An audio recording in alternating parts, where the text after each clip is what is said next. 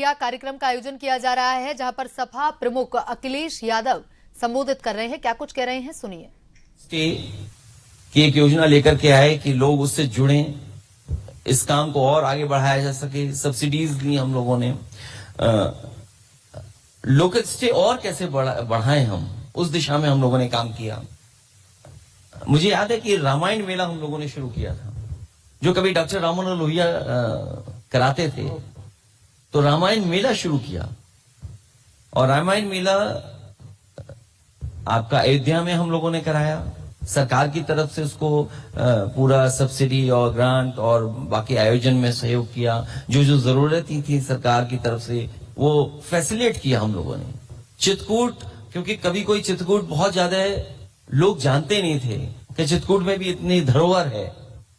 तो साइकिल वहां से प्रचार हुआ। साइकिल हाईवे तो नहीं, एक साइकिल को लेकर के प्रचार कराया हम लोगों ने।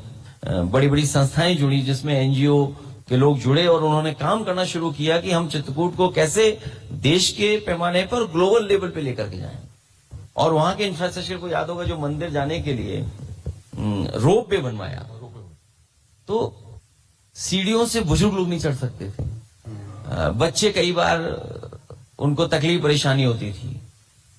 तो वो इंफ्रास्ट्रक्चर बनाया तो सरकार में बना और उसका परिणाम ये हुआ कि चित्रकूट भी हमारे, पहले तो था ही मैप पर, लेकिन बड़ी संख्या में लोग आने लगे। और भी तो कितने सारे चित्रकूट हैं, कितनी लेसर नोन हेरिटेज साइट्स हैं, क्योंकि भारत तो भरा हुआ है। बिल्कुल। और उनका कंजर्व करना और उनको प्रमोट करना, दुनिया की नजरों में लाना, वही एक बड़ी चुनौती है और बड़ा एजेंडा होना चाहिए। तो लेसर नोन साइट्स, जैसे आप चित्रकूट की बात करें, और भी ऐसे एरियाज कुछ डेवलप करिए, आइडेंटिफाई करें। दुधवा नेशनल पार्क था।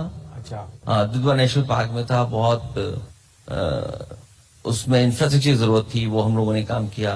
पीलीभीत टाइगर रिजर्व आप ही ने डिक्लेयर किया को शुरू किया वहां पर। और लायन सफारी आपने तो डेवलप किया पूरा, एक बड़ी भारी वो थी देन, लायन सफारी पहली बार इतना व्यापक तरीके से।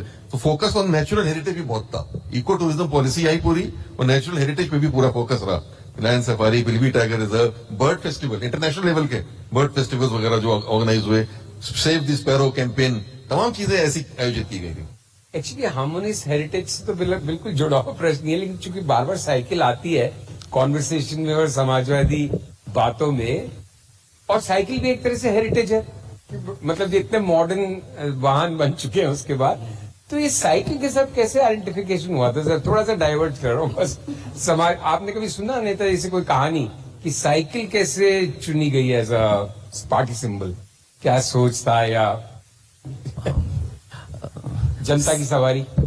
साइकिल इसलिए भी सिंबल था क्योंकि आम लोगों की सवारी, गरीब लोगों की सवारी, मजदूर लोगों की सवारी, और इसलिए उसको चुन करके नेताजी ने कहा कि आम लोगों की पहचान है, तो इसलिए साइकिल सिंबल बनाया। सही बात है। और मुझे याद है कि जब मैं साइकिल हाईवे बना रहा था तो उस समय जो सुझाव आ रहे थे वहां से कि साइकिल हाईवे को हमको को मंदिर के पास से ले जाना है, कुछ हेरिटेज साइट्स हैं उसको पास से ले जाना है, नदी के किनारा भी होना चाहिए उसमें, तो शायद देश में 200 किलोमीटर का साइकिल हाईवे कहीं नहीं बना होगा जो उस इलाके में, जो कभी इलाका दूसरी चीजों के लिए जाना जाता था, उस इलाके में वो इंफ्रास्ट्रक्चर क्रिएट किया जिसकी वजह से वहां पर टूरिज्म या उसकी पहचान बनी।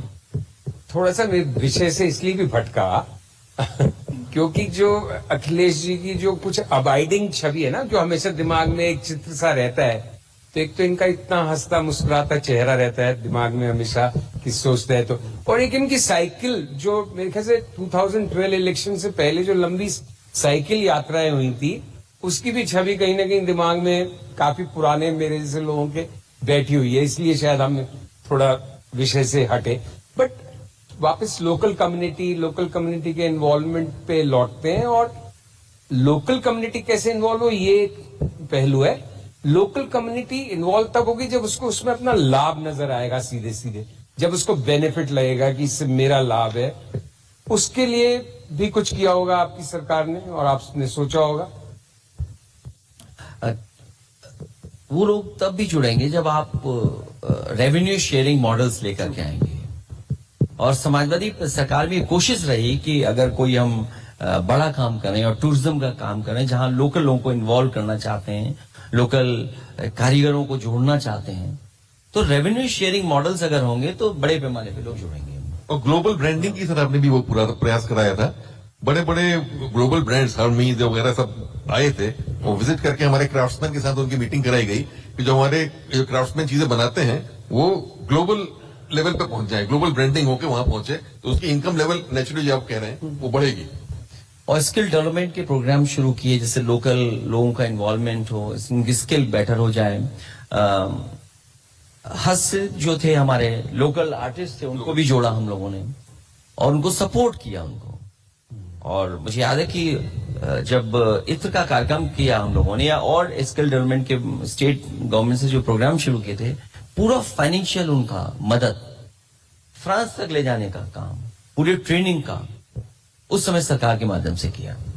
और फिर सीएसआर फंड से भी हम लोगों ने कोशिश की कि सीएसआर फंड भी प्राइवेट लोगों का अगर सपोर्ट मिल जाए तो लोग और जुड़ेंगे इसमें जाकर के। और इसी से जुड़ा हुआ हेरिटेज की जो प्रॉपर्टीज हैं या हेरिटेज साइट्स हैं, उसमें एक कंपैरेटिवली मॉडर्न ट्रेंड जो है पिछले, मॉडर्न एकदम तो नहीं, 10, 20, 25 साल से रेस्टोरेशन का है।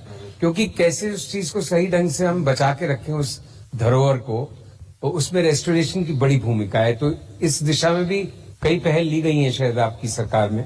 क्योंकि सुरक्षा नियम बदल गए, जब ये बिल्डिंग्स बनी रही होंगी तो फायर का कोई एनओसी की जरूरत नहीं पड़ती रही होगी, और आपके बहुत सारी एमिनिटीज हैं उसकी कोई जरूरत नहीं थी। इसलिए क्योंकि जब आप मॉडर्न उसमें एरा में आ रहे हैं आप, तो ये दिक्कतें तो थी हम लोगों के साथ। उस बिल्डिंग का स्वरूप ना बदले, एस्थेटिकली ना बदले, और मॉडर्न फैसिलिटीज दे दें हम। तो मुझे याद है कि वहां पर बहुत सारे बिजली के तार जाते थे, हाई टेंशन वायर्स थे, उनको रिमूव करना, और कई बार बहुत करीब से निकले थे बिल्डिंग के, जो बिल्डिंग को डैमेज कर सकते थे। तो इंफ्रास्ट्रक्चर वो देना जिससे हमारी हेरिटेज बिल्डिंग का नुकसान ना हो, उसका स्वरूप ना बदले। और चैलेंज ये भी था कि वो अपने वापस स्वरूप में कैसे लौटे, तो उसके लिए वो कारीगर कहां से लाएं, वो मटेरियल कैसे उपलब्ध हो, चूना का काम कैसे कौन करेगा, कारीगर हमें चाहिए, और वो स्किल हो उनके अंदर, वो कारीगर के अंदर, कि वो रेस्टोरेशन भी ऐसी होगी वैसे का वैसे दिखाए।